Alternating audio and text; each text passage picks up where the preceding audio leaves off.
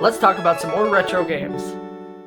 Back in the early 90s, arcade games were all about simple ideas that became insanely addictive. Super Buster Bros, known in some places as Super Pang, was one of those games, and when it hit the Super Nintendo, it brought the fantastic bubble-busting chaos straight into your living room. If you like this type of content, please subscribe.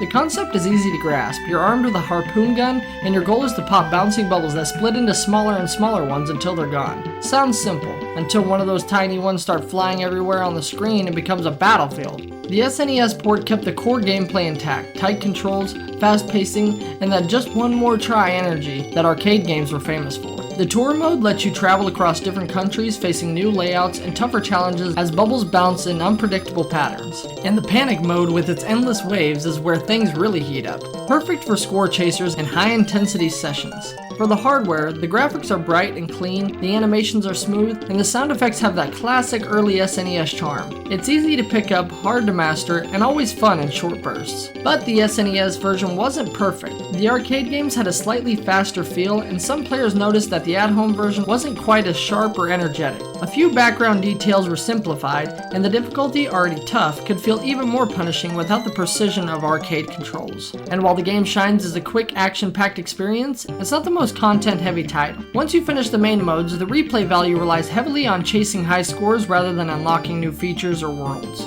Still, Super Buster Bros on the SNES delivered exactly what it needed to: pure, chaotic arcade fun. It's the kind of game that keeps you yelling, laughing, and restarting over and over again because the gameplay loop is just that solid. If you're looking for a classic challenge that mixes simplicity with intensity, grab your harpoon because those bubbles aren't gonna pop themselves.